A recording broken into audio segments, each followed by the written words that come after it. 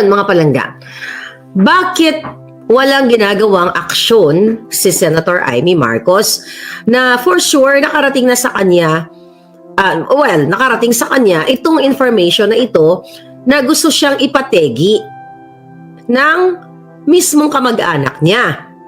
Kung yun ay totoo, okay? Kung totoo, yung information na nakarating sa kanya, nakarating sa akin, na ipapagurgur siya. Okay? So, sinong pwede nyo pag-isipan? Ano daw ang dahilan kung bakit gusto siya ipagurgur? Kasi ang ngangabels ni Amy Marcos ay nagsasalta against dito kay Tambaluslos. So, actually, we're just waiting na magsalta siya against sa kanyang kapatid. So, imagine niyo kung ito ay may plano talaga. Sa tingin nyo, totoo ba to? Okay? Kasi magkasabwat si Tambaluslos, si Lisa. Kasi sila yung outsider sa family. So, I don't know kung alam ni Kuting ng Norte na may plano, ayon sa ating puting ahas, na ipagugurgur daw, umuna si Senator Amy, tapos si Inday Sara, may umaaligid-aligid din kay Inday Sara. Kaya, sobrang ingat sila ngayon, ayon sa ating mga informants. Ngayon, mga kababayan, ito ba ay may katotohanan? Right? Ito ba ay may katotohanan? So the fact na ang information galing sa Senado, okay, siguro naman itong mga senators, kapwa senador na nagbibigay ng information kay Amy, sa mga taong dapat niyang bigyan ng information, di naman siguro gagawa ng kwento. So gusto lang ipahatid sa inyo, okay, gusto ko lang sabihin sa inyo na kayo yung titimbang nito. Kasi marami nagsasabi na si Senator Amy, naglalaro lang yan. Kung talagang para sa Pilipino, magsalita siya. Which is ganun din naman yung pakiramdam ko. Johan S., thank you, Falanga. Thank you, Falanga. Okay. Okay, so ganito si Amy, dahil nagsasalita at kumakampi kay Sara, ay planong ipagurgur, okay, ng grupo ni Lisa at ni Tambaluslos. So ang question, alam ba ng kanyang kapatid na si Kuting ng Norte ang plano ng kanyang pinsan at ng kanyang asawa kung ito ay totoo ang sinabi ng mga kaibigang senador ni Senator Amy? You know what? Dito sa channel na ito, mga palangga, bago ako magsalita, ay sinisigurado ko na ang sasabihin ko sa inyo ay legit. Kasi kung ipapatawag ako sa hukumang kataas-taasan, katulad ng ginawa sa SMNI kila Lorraine, di ba? At kila ka Eric, na sila ay pinilit na i-reveal ang kanilang source. You know, well, pagdating ng panahon na sabihin, Marlica, ano ba yung pinagsasabi mo? Gawa-gawa lang, ganun-ganun. No. Ito po ay impormasyon na legit information, A1 information na I want you, the people of the Philippines, na malaman ito yung behind the scene na kalakaran. Totoo ba na ipapategi o ipapagurgor ni grupo ni Tambaluslos at ni Lisa si Senator Amy at ito yung mga term ko lang, pwedeng ipakulam na rin si Sara. Kasi ayon sa ating puting ahas, mga palangga, even si Sara ay inaay yung kanyang buhay. Silang dalawa. Sabi ni Ilosa, wag kang umuwi, Marlica, ipapategi ka nila. Palangga, kahit saan ka, kung gusto kang ipapategi ka, but you have to be very careful. Thank you, Palangga.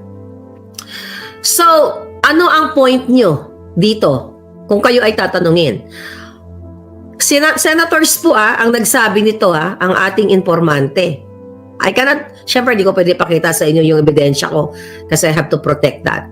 Okay, people from the Senate na pinag-iingat niya ang mga taong malapit kay Senator Amy kasi may plano, okay, ang grupo ni Tambaluslos, syempre sino ka-partner ni Tambaluslos, ni Lisa Smugs, na gurgurin daw si Amy. So, do you think, well, wala namang certain talaga sa mundong ito, di ba? Kahit na ikaw ay protektado ng iyong mga bodyguards, ng kung ano-ano pa man, you'll never know kung sino magta-traitor sa'yo.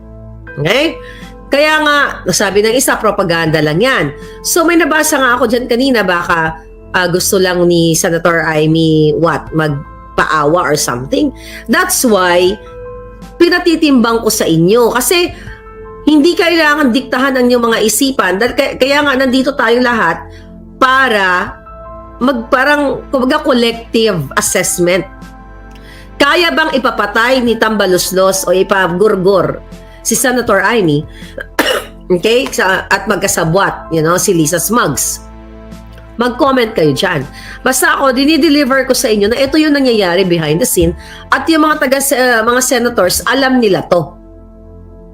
Kung ganito pala na mayroong banta sa kanyang buhay, so dapat paiimbestigahan mo to, Senator Amy.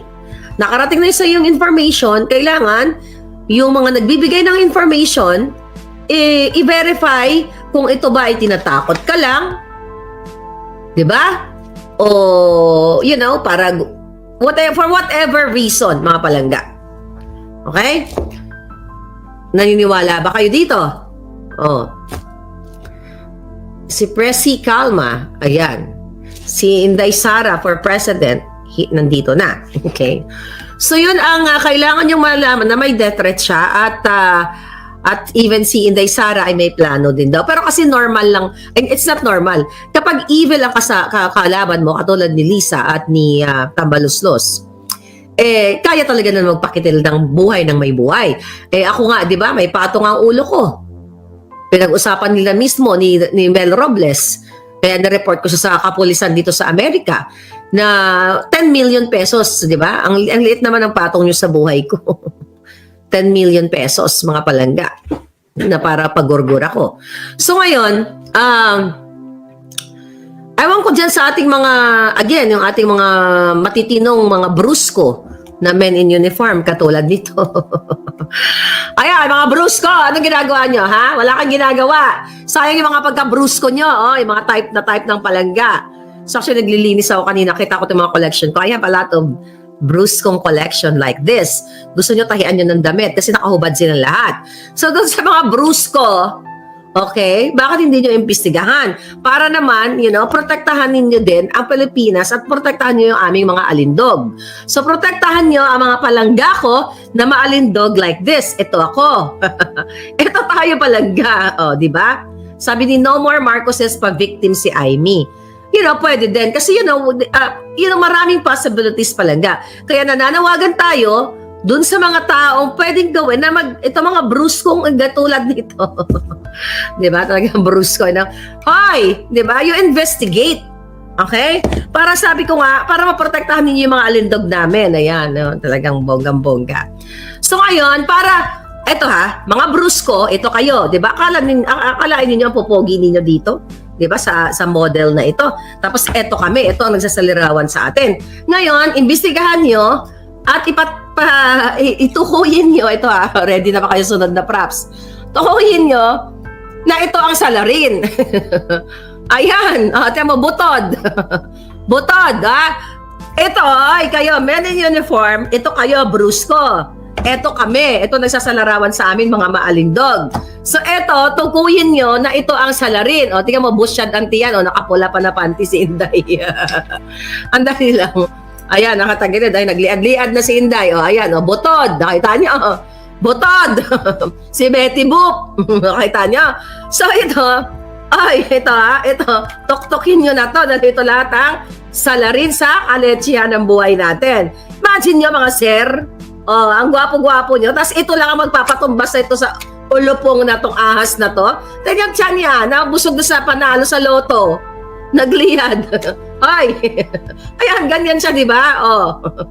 Sobra ng kahayupan. Yan itsura niya. Buto, nilagyan ko ng botod. Tingnan mo. Bakit malungkot ang beshi ko? Ang lungkot ng beshi. Lagi na kasi mangot. Paano puro pagnarakaw ang ginagawa mo? Tingnan mo, laylay ka na. Laylay na yung suso bells mo. Wala ka ng suso. Flat na. Flat na, malaki ang tiyan. Ayan. So, again, dun sa mga bruskong mga palangga ko, ganito kayo ka-brusko, targetin nyo na to dahil ito lahat ang salarin. Okay, diyan ka muna ha. Diyan ka muna. Lipit kasi ako kanina. So, nahanap ko yung mga laruan ko. Alright. So, ngayon, balikan natin ang mga Betty Butod. Hindi Betty Bob. I love that. Yeah, Betty Butod. Diba? Liza Butod. Okay? Butod si Liza. So, yun po ang gusto kong iparating sa inyo na balita na meron daw sa kanyang Betty Butod. Kay Senator Amy na gustong gumurgor at kay Inday may gusto din. Then, recently, nag-release ang Malacanang kahapon yata tungkol sa kick-off party nila. Remember that kick-off party, okay? So, sinabi ko sa inyo, bakit may kick-off party or kick-off rally sa January 28? Na-mention ko sa inyo yan, I think January 23 or 24, binlag ko yan sa inyo mga palangga. Ang issue patungkol dyan, na ito, let's talk about ICC later okay, na babayaran yung mga empleyado sa iba't ibang sangay ng gobyerno, okay, babayaran sila ng bonggang-bongga, okay, babayaran, then dali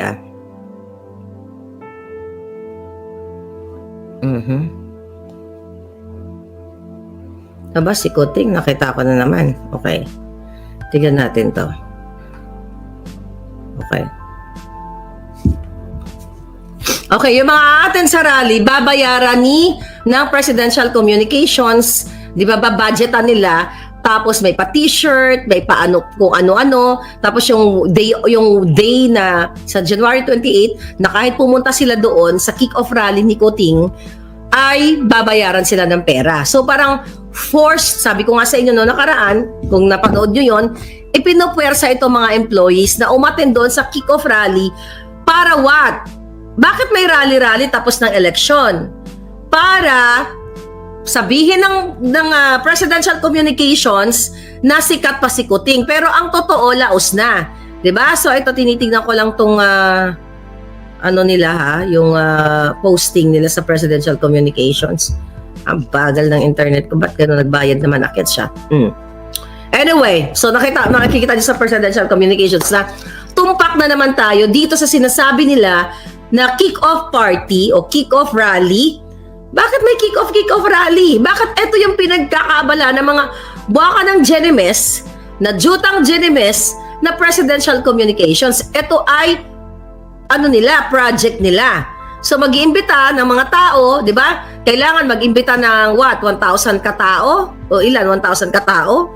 Or, not 1,000 actually. As much as they can invite government employees. Kapalit ng t-shirt, meal, yun nga, isang araw na sweldo. Imagine niyo, pang dodorobo to sa Pilipino. Unang-una, bakit, ano bang date yung 28? Teka, tinan ko lang yung calendar Okay, 28 is Sunday. Okay? January 28 is Sunday. So, Sunday yon. Bakit babayaran yung mga empleyado? Diba? Bakit sila babayaran? Siyempre, para nga suhol o bribe. So, sa akin lang, dahil sa hirap ng buhay ng mga Pilipino, ng mga empleyado, even sa government, pwede naman siguro ibigay yun as bonus. Okay? Pero huwag silang pilitin. Kasi kaysa naman ibulsa ni Betty Butod, okay, ni Lisa Butod, ay hati-hatihan niya, buntis ng jutang Genimes. So, imbes na ibulsa ni Butod, mapupunta na lang sa inyo dyan sa mga empleyado. But again, the intention is what? Okay? The intention is, buduli na naman kayo. Para incentive, sabi ni Minami. I know, right? Incentive. Pero it's all. So, bubuduli na naman yung mga tao, especially mga tao sa gobyerno, mga regular, mga ordinary employees, para, what? Gamitin na naman kayo. Kaya sabi ko, wag kayo nagpapaniwala dito sa walang hiyang mga ito. Ngayon, mga palangga, tapos na tayo doon, nagbingo na tayo, right? Kaya pala dito sa barangay namin may ibinigay na sticker at 10 kilos na bigas galing daw sa sa mayor ng Manila, sabi ni Ronald Vicente. Oh, yeah? So, sa January 28 yan, yung kanilang kick-off rally. Kunin nyo yung bigas, huwag kayo pumunta. So, lahat tayo bumingo. So, ngayon, maingay na naman ang tungkol sa ICC. Remember, may lumapag na taga-ICC. Kailan ko inulat sa inyo yan? December. Napapakita lang ako sa inyo. Excuse mo. Okay? Ito. May vlog ako nung January 20. Ito, pakita ko dito. Boljak TV. Okay. Ayaw mag-retrieve dito ng phone ko. Baka hinaharang na naman ang lola ninyo. Okay. Ito, pakita ko na. Picturean ko na lang para makita ninyo. Alright. Okay. Ito. Vlog ni Marlica. Okay. So, ito pinicturean ko mga hitad. Mga palangging. So, may vlog ako na ang date ay December 20, 2023. 242,000 views na. Okay. Ito yon. Kita niyo palangga? Yan, no? 242, December 20. Okay? Ayan. Okay, nakita niyo na. Okay, nakita niyo date. Malabo dito, ba't ganyan? Okay. So, ayan. So, anyway. So, excuse me. So, dumating yung ICC. Okay? Kahapon o ngayong araw sa Pilipinas. Ngayon, mga palangga, December 20 pa lang, sinasabi ko na sa inyo na si Inday Duterte ay ipapalapa at saka si Inday at saka si Pangulong Duterte ay ipapalapa ni Lisa Smugs at ni Tambaloslos sa mga ICC o ipinalapa na nga. Kung natatandaan ninyo na kinonfirm ko sa inyo na from Department of Foreign Affairs ay dumating sa atin sa Pilipinas noong December of 2023 ang mga taga-ICC. At doon ko rin sinabi sa inyo na si Trillanes ay nakipagtulungan dito sa ICC kasi siya yung ginagamit ni Lisa at ni Tambaloslos. Imagine mo, dati silang opposing, nag-o-oppose sa kanila, never again. Ngayon, kasabwat na ni Lisa yan. At si Trillanes ngayon, di ba, nagpapaka-feeling relevant at, sinasabi nga niya na, kinonfirm niya na December pa, nandoon ang ICC sa Pilipinas. So, ngayon, may dumating na naman na panibagong persona. At ito yung ilalapain nila si Pangulong Duterte dahil doon sa laban sa war on drugs. Right? So ngayon, sinabi ko din sa inyo doon sa video, doon sa screenshot na sinasabi ko noong December 20 na video na yon, na alam na ni Remulla yon. Nakipagsabwatan na si DOJ, okay, Remulla, dahil yun yung utos sa kanya ni Lisa Smugs. Okay? Naalala ninyo nung sinabi ko rin sa vlog na yon na ang SMNI ay gigipitin ni Lisa at ni Tambaloslos. Ano nangyari ngayon? Diba? Ginigipit. Actually, may hearing yata sila ngayon. Tapos, sinabi ko din sa inyo mga palangga na ang gagawin, magdrama-drama si Kuting na kunyari ay hindi siya sang-ayon dito sa pagpunta ng ICC, mga palangga. Pero ang totoo, okay? Ang totoo, etos-etos niya lang. Okay? So ngayon, ito na nga, mga hitad. Tignan ko na itong mga, okay, kick-off. Ito. The heck? Okay. BBM. Okay, about ICC. Ano to? Anyway, so ngayon, December 20 pa lang, sinabi ko na nga sa inyo, dahil ang gagawin dyan ni Kuting at ni Lisa Smugs, mga palangga, parang ang gusto nila makaawa ang mga Duterte sa kanila na iurong o wag payagan yung ICC kasi si Marcos lang ang mayroong power to stop the kaletsihan ng ICC sa atin sa Pilipinas.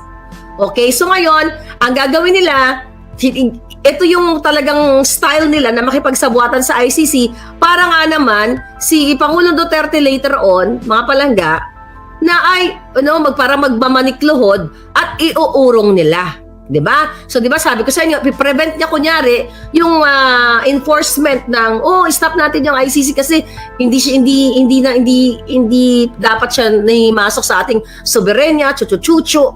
'Di ba? Pero ang totoo, magkakasabwat sila.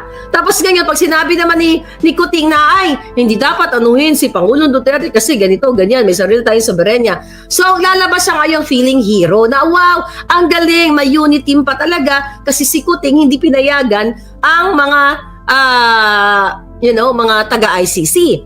Pero paano, kung hindi niya papayagan, paano nakipag-usap, mga palangga? Okay? Paano nakipag-usap o nakipag-meeting itong mga taga-ICC sa mga government officials at Congress? Diba? Sinabi ko na sa inyo yan. Tapos si Trillanes kasabwat. Okay? Sino pa yung mga kasabwat? Yung DFA, yung immigration, si Remulla. Sino ba? Hawak ni Remulla lahat yan. Sino ba nag-appoint kay Remulla? E di si Lisa Smugs, mga palangga. Okay? So, yan ang sinasabi ko sa inyo. Ngayon, tingnan natin dito. Okay. So ngayon, ano ang catch nito? So, eto ay drama-drama lang ni Kuting. Kasi in the first place, kung ayaw niya talagang papasukin itong ICC na ito palangga, na sinasabi niyang hindi dapat tayo pinanghimasukan, o sabi niya dito, ano sabi dito? President Marcos reiterated on Tuesday, 6 hours ago that the International Criminal Court has no jurisdiction over the Philippines and his government will not cooperate in its investigation regarding the war on drugs of the previous administration. Doon sa statement na to, kaletsyan lang yan. In the first place, sabi ko nga, paano makakapasok yan dito, mga ginayupak na yan, nakipag-usap sa Congress, nakipag-usap sa DOJ, lahat sila, kung hindi, kumbaga, pinapayagan. Kasi may ebidensya akong hawak dyan, mga palangga, na hindi ko lang pwede ipakita sa inyo, pero I will read. Okay? Ito. Hindi pala read. Okay? Nakatunayan, okay, na si Cara Frank Jordan, okay, ito siya, tingnan mo, basahin ko yung taga-ICC siya, mga palangga, i-google nyo, Cara Frank Jordan, C-A-R-A-P-R-O-N-K Jordan. Okay? Hawak ko yung information dito. At itong si Chantal Daniels, gusto mo sabihin ko pa yung telephone number niya eh. Ayan, may signal pala siya. Message ko kaya. Okay? Bureau du hindi ko mabasa ng bongga-bongga. Bureau du Procure, Office of the Prosecutor, chuchu. Anyway, itong dalawang nilalang na ito na binanggit ko, nakipag-usap ito sa mga kasabwat ni Tambaluslos sa Congress. So how come itong drama-drama ni Kuting, mga kababayan, ang drama-drama ni Kuting na hindi niya pinapayagan, ito yung statement niya. Okay. Na, let me say, this is for the 100th time. I do not recognize the jurisdiction of ICC in the Philippines. I consider it as a threat to our sovereignty. Threat pala eh! Bakit niya pinapasok? Tatanga-tanga na naman si Kuting, hindi niya alam dahil ang asawa niya at si Tambaluslos ang nagtatrabaho para gipitin si Sara at si Pangulong Duterte. Bakit? Ito ba ay may connection sa Pulburon video? Ito ba ay dahil sa paranoia o mga hallucination ni Lisa Smugs na merong destabilization against sa kanya dahil siya naman ang presidente, hindi si Kuting? Diba? So si Inday Sara ay nagsalita. Tingnan natin ang sinasabi ni Inday dito. Yeah, January 23, 2024 sa mga taon na nagsilbi ako bilang vice mayor kasi dinadrag siya dito, di ba?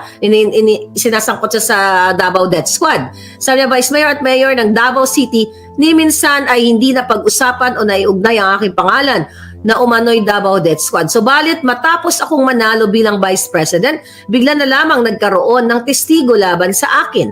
At ngayon ay kasama na ako sa mga akusado sa International Criminal Court. Hindi ko kailangan ng death squad para sa mga bagay na kaya kong gawin. Gayunpaman, haharapin ko ang anumang akusasyon laban sa akin, but I will only face any charge against before a Filipino judge and only before a Filipino court.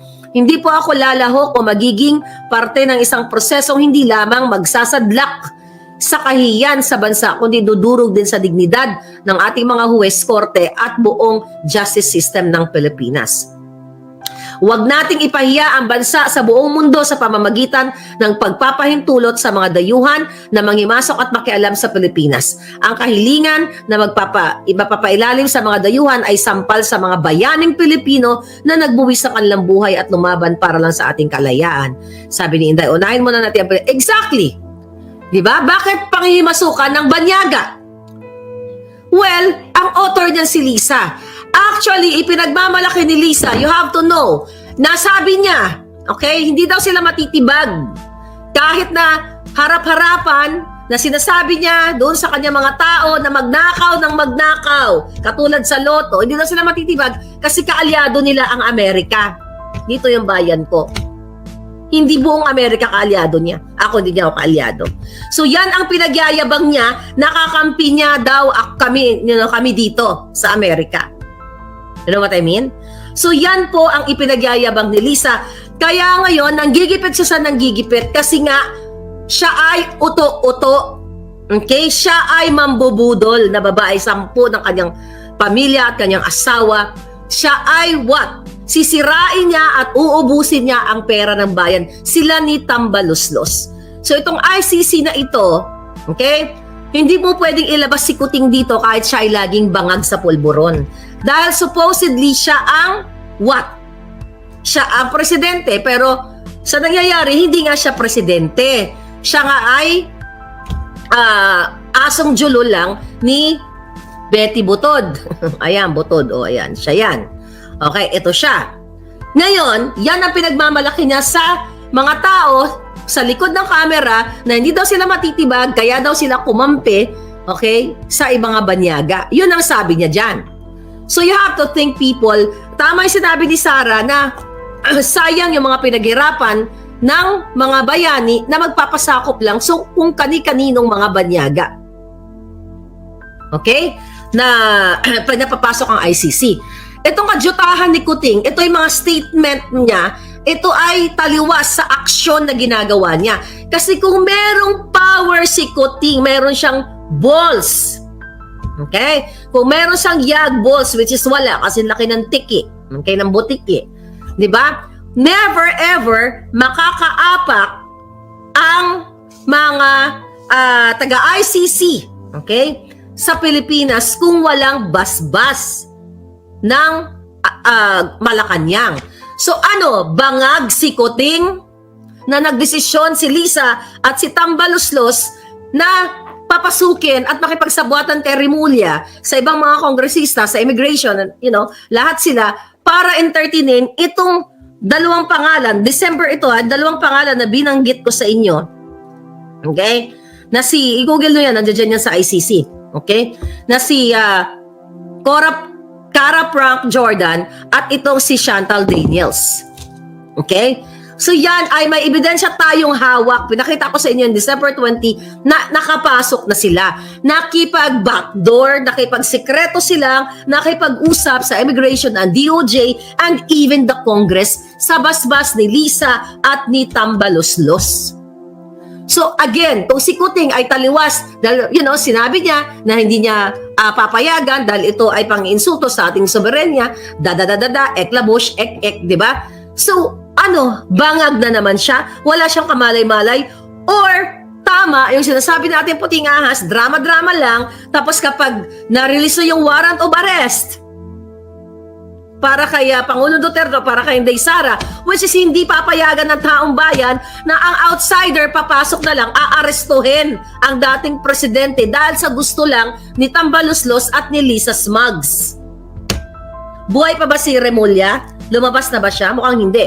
So, kaya nga, lagi ako nananawagan sa mga bruskong mga sundalo at mga mga brusko. Teka mo, may model kayo. Ito kayo, di ba? Nung bata kayo, ito kayo.